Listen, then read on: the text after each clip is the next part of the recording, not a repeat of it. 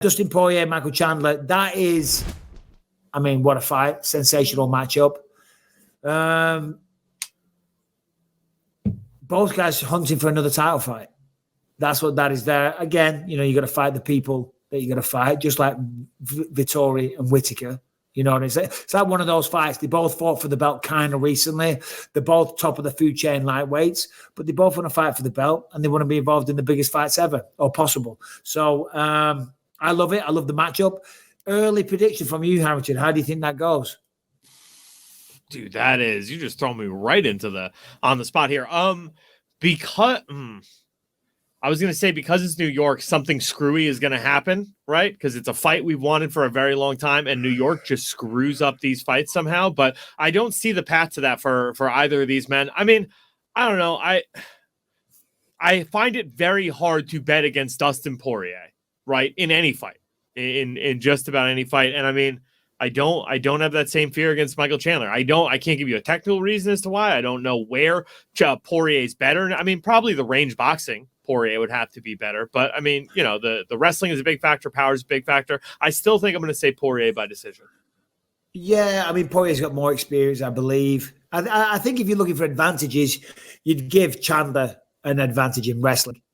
Probably power and strength as well, but not by a massive margin. So it's a good fight. It's a good fight is what it is. It's a logical matchup. It's a good matchup. And it's also one, because who else is there? After when Charles and Islam fight next month, which what a fight that is going to be. Who's next up, for whoever it is? Let's just assume, I'm not saying that Oliveira wins, but let's just assume Charles Oliveira remains the champion. Who's next? Are you looking at the rankings there? What are the next few up? Well, I mean, we have Charles Oliveira there's no champion right now. So Charles Oliveira is number 1, Dustin Poirier number 2, Justin Gaethje number 3, Islam Makhachev number 4. So Gage is just, he's not going to get it. Islam Makhachev is fighting for it now. So who else is there?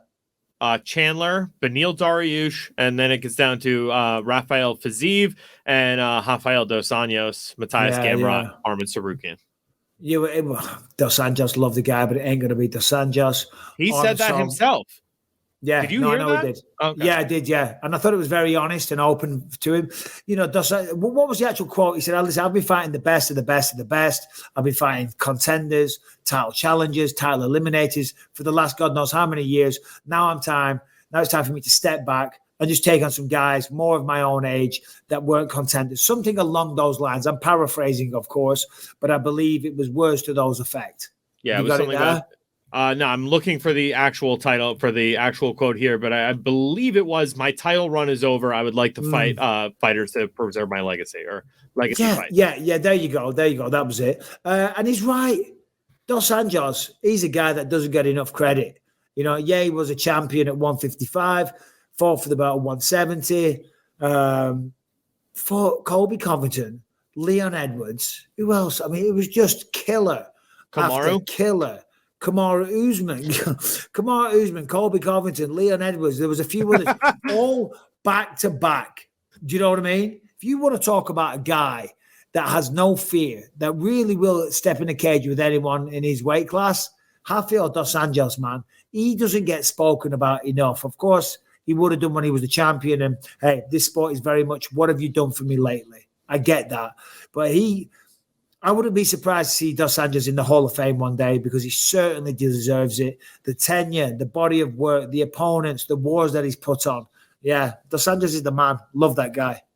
I mean, former champion. There is absolutely no doubt that, he will definitely be in the conversation and will be deserving of it. Also fought for the interim title against Colby Covington. Yeah. But yeah, I mean, as far as what you were asking, guys who are in the rankings, the only other one that sticks out other than Chandler or Poirier would be the guy fighting on the card underneath Islam and Beneil. Beneil. Yeah, Beneil. But he's fighting Gamrot, right? Right. Tough fight. Gamrot's fucking good, man. You see that fight with Arman Tsarukyan? Holy shit. War. Unreal. War. We got some big fights coming up.